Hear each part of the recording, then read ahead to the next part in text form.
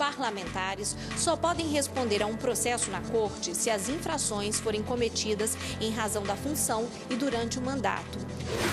Há indícios que o senador cometeu os crimes de lavagem de dinheiro, corrupção passiva e uso de documento falso. O menino brincando, me chamava para brincar e me falava, não, você tem que trabalhar para me ajudar dentro de casa.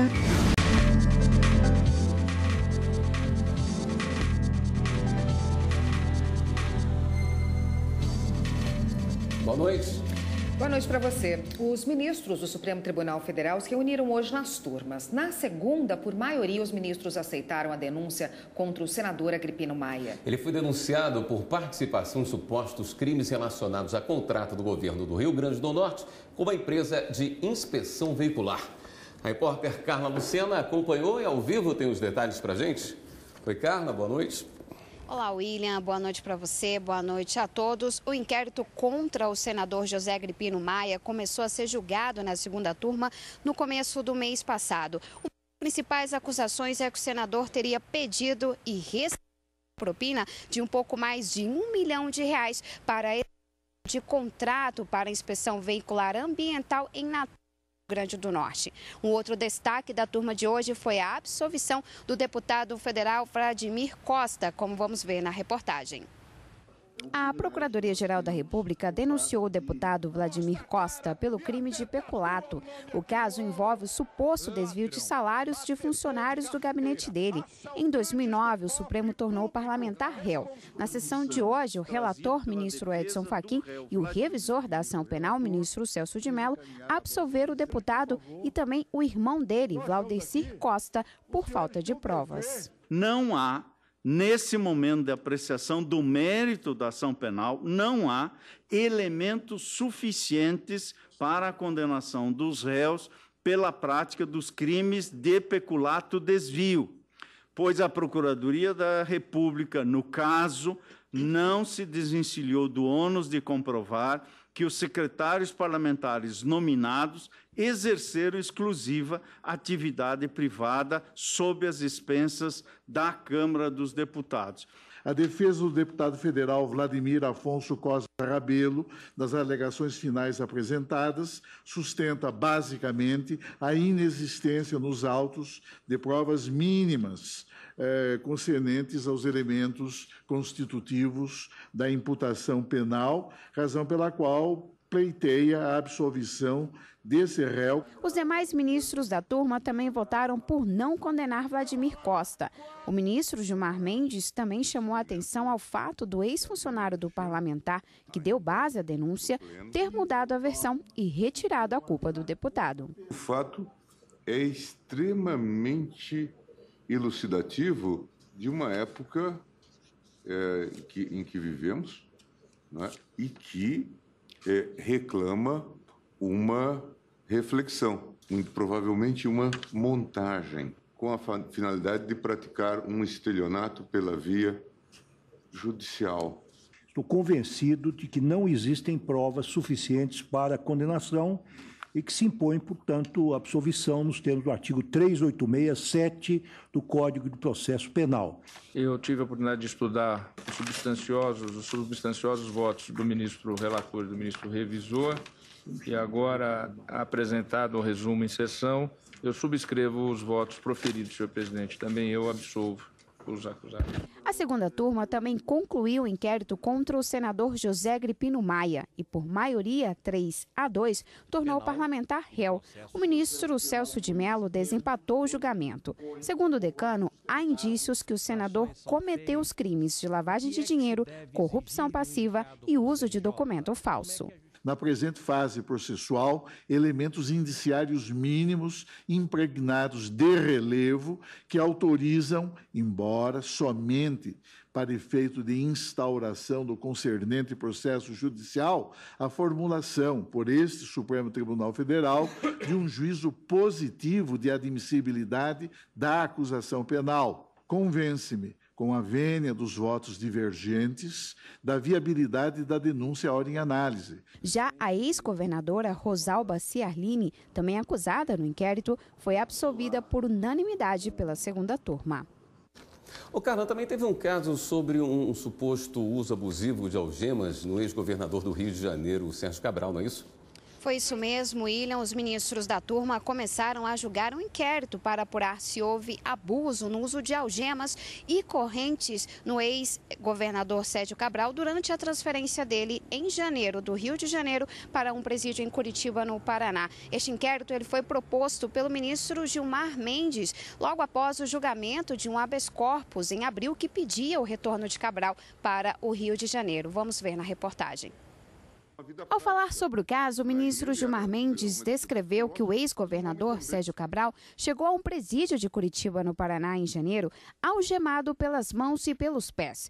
Imagens que circularam amplamente pelos veículos de comunicação. Observe-se nas fotografias e vídeos que a imprensa pôde trabalhar tranquilamente, posicionando-se pelo amplo pátio do IML em locais estratégicos para a tomada das melhores imagens.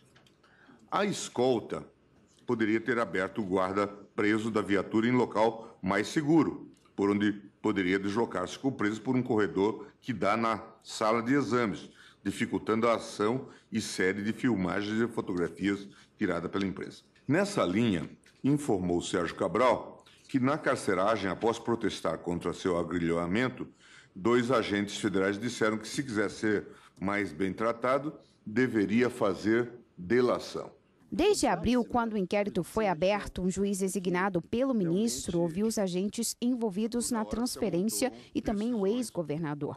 O ministro concluiu que houve abuso e votou para submeter as investigações para a Procuradoria-Geral da República, os Conselhos Nacional de Justiça e o da Justiça Federal e o Ministério de Segurança Pública, para que esses órgãos tomem as medidas necessárias. É preciso que nós respondamos.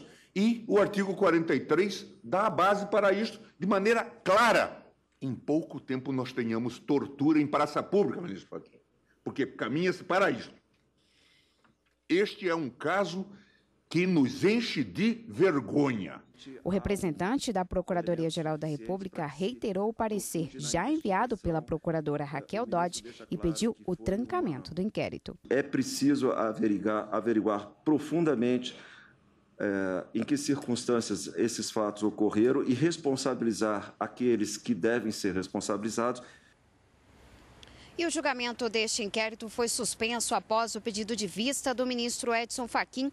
Ele também indicou o adiamento de uma petição que, segundo ele, o pano de fundo dessa petição é o mesmo tema do inquérito apresentado pelo ministro Gilmar Mendes. Agora voltamos ao estúdio. Obrigada, Carla. E a primeira turma do STF envia denúncia contra o ministro da Agricultura, Blairo Maggi, à primeira instância. O julgamento começou com a apresentação de uma questão de ordem feita pelo relator do inquérito, o ministro Luiz Fux. O ministro levantou a discussão sobre a aplicação do foro por prerrogativa de função. Para ele, o caso deveria ser remetido à primeira instância, seguindo jurisprudência imposta recentemente pelo STF. Os fatos imputados na peça acusatória foram praticados em tese pelos 2 denunciados, respectivamente, no exercício em razão do cargo de governador do Estado e no exercício do cargo de deputado estadual, embora, nesse último caso, sem pertinência com o cargo em questão. Sendo que, em ambos os casos, os denunciados não mais exercem os cargos no exercício dos quais praticaram em tese as condutas. Os ministros do STF já definiram que os parlamentares só podem responder a um processo na Corte se as infrações forem cometidas em razão da função e durante o mandato. Com base nesse entendimento, a Procuradoria-Geral da República manifestou que o inquérito sobre o ministro Blairo Maggi deveria ser enviado à primeira instância, por se tratar de irregularidades da época em que ele era governador de Mato Grosso. Não há, de fato, a competência do Superior Tribunal de Justiça para julgar esse inquérito, tendo em vista que os atos praticados não foram praticados no exercício do mandato que atualmente eles exercem. O ministro da Agricultura, Blairo Maggi, é investigado por suposta corrupção ativa. Segundo a denúncia, em 2009, como governador do Mato Grosso, ele teria participado de um esquema de compra e venda de cadeiras no Tribunal de Contas do Estado. O pedido da defesa de Maggi foi para enviar o inquérito ao Superior Tribunal de Justiça, mas, ao julgar o caso, os ministros Luiz Roberto Barroso, Rosa Weber e Marco Aurélio votaram seguindo o entendimento do relator, de que a competência de julgamento é da primeira instância. Já o ministro Alexandre de Moraes divergiu. Por maioria de votos, a primeira turma determinou que o inquérito seja enviado à primeira instância, porque o suposto crime de corrupção ativa não está ligado ao atual cargo de ministro da Agricultura. A consultora jurídica da TV Justiça, Karina Zuccolotto, está aqui para comentar a sessão de hoje. Oi, Karina, boa noite. Boa noite, William. Boa noite, Karina. Aí, continuando, né, o assunto da primeira turma, a questão do bloqueio de bens do senador Aécio Neves foi retomada na primeira turma, mas ainda não foi finalizada, né? Exatamente, Érica. O ministro Luiz Fux pediu vista desse processo, que trata-se de um recurso contra uma decisão do ministro Marco Aurélio. E hoje, na sessão plenária, foi apresentado o voto vista do ministro Luiz Roberto Barroso. Mas vamos tentar recapitular um pouquinho esses fatos.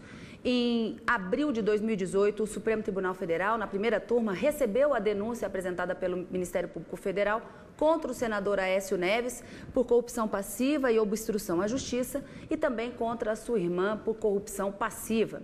Em maio de 2018, agora também, os ministros iniciaram o julgamento de um recurso do Ministério Público Federal contra uma decisão do ministro Marco Aurélio, que teria negado o pedido do Ministério Público de arresto de bens do senador e da sua irmã para garantir uma eventual condenação de pagamento de multa, um pagamento pecuniário em razão de uma eventual condenação.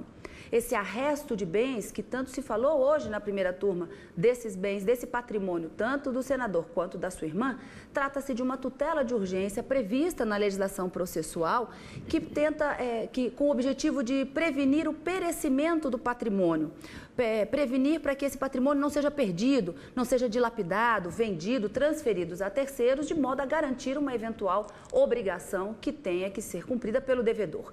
E nesse caso, o Ministério Público, tentando garantir que o patrimônio do senador e da sua irmã possam, eventualmente, em caso de condenação, pagar a multa pecuniária, que eventualmente vierem a ser condenados, e despesas do processo, pediu essa constrição no patrimônio. O ministro Marco Aurélio, num primeiro momento, lá no início do julgamento, em maio, entendeu que não deveria ser deferido o pedido, porque para deferimento dessa medida deveria haver uma demora, um perigo da demora, ou um indício de que estaria havendo uma dilapidação do patrimônio, o que no momento o ministro Marco Aurélio entendeu que não havia e até hoje confirmou, inclusive, esse entendimento. Mas o ministro Luiz Roberto Barroso abriu a divergência, na sessão de hoje foi acompanhado pela ministra Rosa Weber, para indeferir parte do pedido do Ministério Público, que buscava um arresto de bens para garantir um eventual dano moral coletivo, mas deferiram para garantir eventuais pagamentos de multas pecuniárias e danos no processo no valor de um pouco mais de R$1,5 milhão de reais. O julgamento, como a gente disse, não foi concluído em razão de um pedido de vista do ministro Luiz Fux. Esse tema ainda deve voltar à primeira turma, vamos aguardar. Obrigado, Karina. Eu que agradeço. Deputado estadual Júlio César Gomes dos Santos, conhecido como Cabo Júlio, tem pedido de liminar negado pelo Superior Tribunal de Justiça. O deputado investigado na Operação Sanguessuga, que desvendou o esquema de corrupção por meio de compras superfaturadas de ambulâncias, foi condenado em 2 ações penais. Em uma delas, ele foi condenado a pena de 6 anos de detenção em regime semiaberto por crimes de fraude em licitação. Em outra condenação, o parlamentar foi condenado a pena de 4 anos em regime aberto pelo crime de corrupção passiva, substituída por 2 penas restritivas de direitos, consistentes em prestação de serviço à comunidade e multa. Aqui no STJ, a defesa ajuizou 2 habeas corpus com pedido de liminar contra a execução provisória das penas. No habeas corpus relacionado ao crime de fraude em licitação, o relator ministro Joel Ilan Paciornik negou por não identificar constrangimento ilegal na execução provisória da detenção de 6 anos. No segundo habeas corpus, o pedido foi aceito pelo ministro Ribeiro Dantas para suspender somente a execução da pena restritiva de direitos imposta ao deputado. Foi aplicado o entendimento firmado pela terceira sessão. As penalidades restritivas de direitos não podem ser executadas antes do trânsito em julgado da condenação. O mérito dos 2 habeas corpus vai ser julgado pela 5ª turma, ainda sem data definida. E no próximo bloco, o Dia Mundial de Combate ao Trabalho Infantil. Menino brincando, me chamava para brincar e minha mãe falava, não, você tem que trabalhar para me ajudar dentro de casa.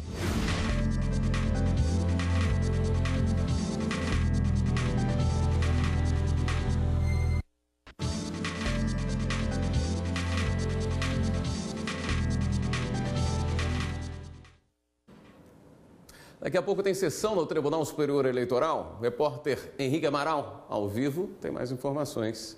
Henrique, boa noite. Boa noite a todos. Os ministros do Tribunal Superior Eleitoral devem analisar 29 processos na sessão de logo mais. E a sessão jurisdicional deve ser totalmente dedicada ao julgamento de 22 recursos de Aracaju, capital de Sergipe. Os processos tratam sobre suposto uso irregular de verbas que seriam aplicadas em serviços de assistência social e cultural sem fins lucrativos. No segundo semestre de 2014, o Ministério Público Eleitoral entrou com ações contra quase todos os deputados estaduais de Sergipe, alegando que eles teriam utilizado emendas parlamentares para distribuir verbas em período proibido por lei. O presidente do Tribunal Superior Eleitoral, o ministro Luiz Fux, é o relator de todos esses processos. Voltamos ao estúdio.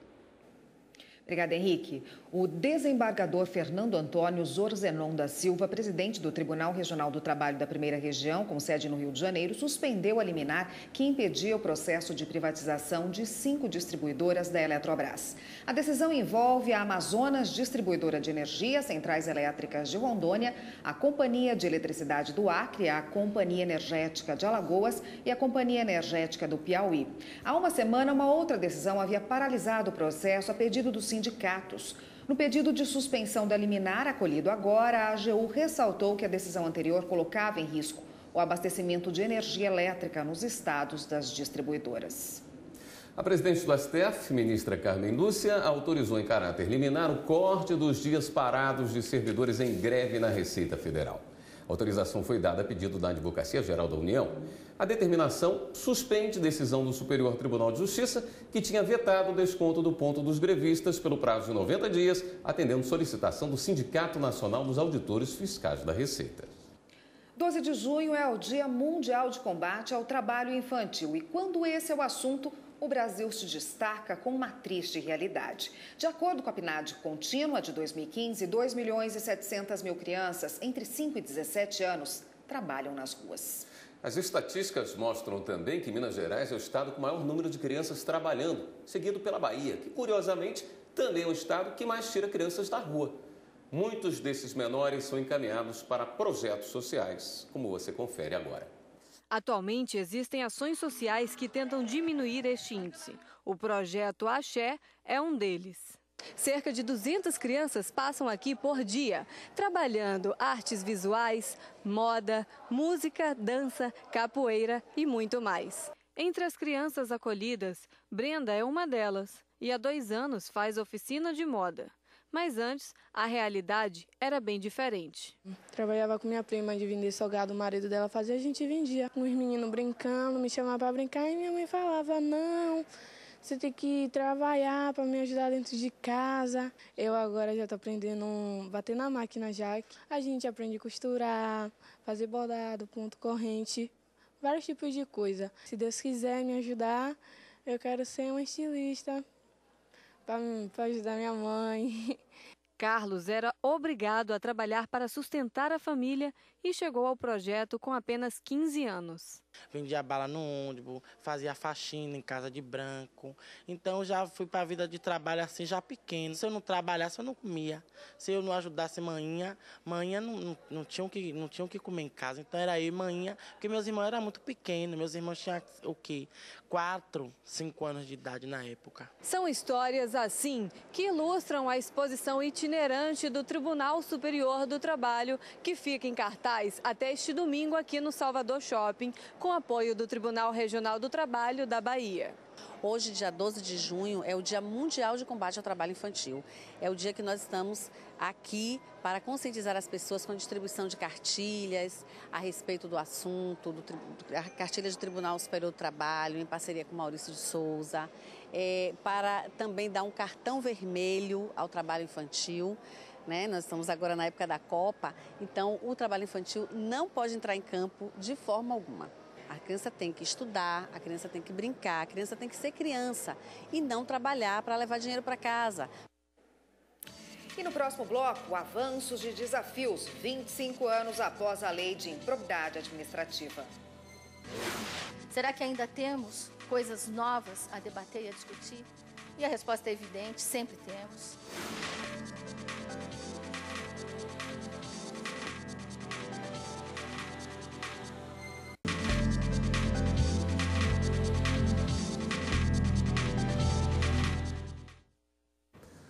O Ministério Público Federal discutiu hoje os avanços e desafios no combate à corrupção. É um balanço dos 25 anos de vigência da Lei de Improbidade Administrativa. O evento faz parte do projeto MPF Cidadão 30 anos e foi promovido pela 5ª Câmara de Coordenação e Revisão do Ministério Público Federal. A discussão foi dividida em vários painéis e também teve o lançamento de artigos sobre o tema.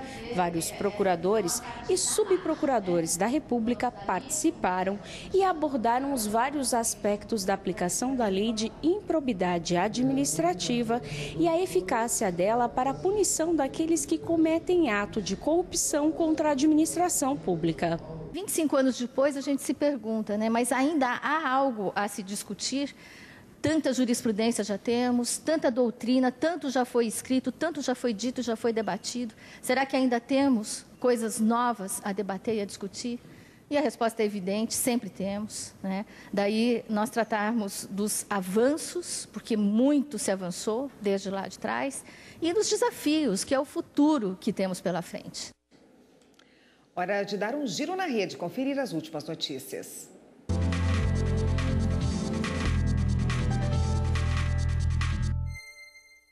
Quem está na redação do Jornal da Justiça hoje vai nos atualizar das últimas notícias é o repórter Jaime Vasconcelos. Boa noite, Jaime. Oi, William, boa noite a todos. Olha só, o Tribunal de Justiça do Pará cumpriu hoje mandado de reintegração de posse na Fazenda Lande, em Marabá, no sudeste do estado. A fazenda foi invadida em maio do ano passado por trabalhadores rurais. De acordo com a Polícia Militar, cerca de 50 famílias viviam no local. Desde 2003, essa foi a 5ª reintegração de posse da área. No Rio Grande do Sul, a Justiça determinou a interdição parcial do Presídio Regional de Pelotas. Nenhum preso da região está sendo encaminhado para o local.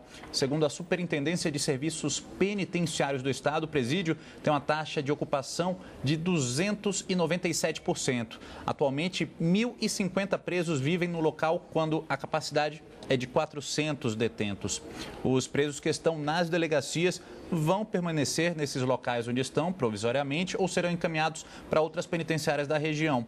A determinação judicial vale até setembro deste ano. E a Justiça barrou o aumento do teto do funcionalismo nos 645 municípios paulistas. A mudança iria impactar em até R$1 bilhão os cofres públicos nos próximos 4 anos. O desembargador Renato Sartorelli acolheu liminarmente uma ação direta de inconstitucionalidade ajuizada pelo prefeito de São Bernardo do Campo. A medida não vale para o governo do estado, nem para o Ministério Público, para a Defensoria Pública e também para o Tribunal de Contas. Bom, a gente fica por aqui. Lembrando que essas e outras notícias estão no nosso site tvjustiça.jus.br. Volto com vocês no estúdio. Obrigada, Jaime. E antes de encerrar esta edição de terça-feira, vamos mostrar que a TV Justiça inicia hoje uma campanha de mobilização e incentivo ao voto consciente. No primeiro filme, você vai conhecer o exemplo da professora Neuza Fernandes. Ela fala da importância de votar, independentemente da idade. E ainda, que é preciso não só conhecer o candidato em quem vai votar, como também fiscalizar o trabalho dele. Acompanhe.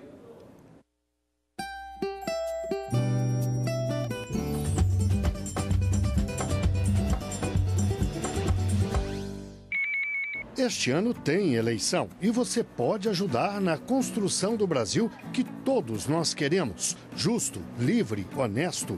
Mas para isso tem que votar, igual a professora Neuza Fernandes, que vota há mais de 50 anos e não pretende parar. Eu vou votar até morrer. É minha arma. É a única... Eu acho um ato revolucionário, porque eu não tenho outro, né? Eu diria a uma pessoa que quer parar de votar aos 65 anos, vai fazer 65 anos, eu perguntaria se está satisfeita. Tá tudo bem? O Brasil está como você quer? Tá gostando? Não tá gostando? Então por que vai parar de votar? Não vai lutar? Tá achando que teve evolução? Para mim, eu encontro retrocessos em várias áreas. E por isso que eu não paro de votar. Nem aos 65, nem aos 84, que é a minha idade. Eu acho que essa pessoa tem que continuar lutando. Tem que continuar procurando uma evolução. Porque senão ela vai ser contribuinte, vai pagar imposto a vida inteira. Mas cidadã não é. Eu voto desde os 18 anos, nunca faltei a uma eleição. Eu estudo os candidatos, eu vejo aquele programa horroroso que ninguém quer ver, eu vejo. Eu acompanho depois se eu votei direito ou não. Eu sou uma cidadã perfeita. Seja você também um cidadão perfeito. E vote consciente. O Jornal da Justiça, segunda edição, fica por aqui. Boa noite. Boa noite para você e continue com a programação da TV Justiça. Até amanhã.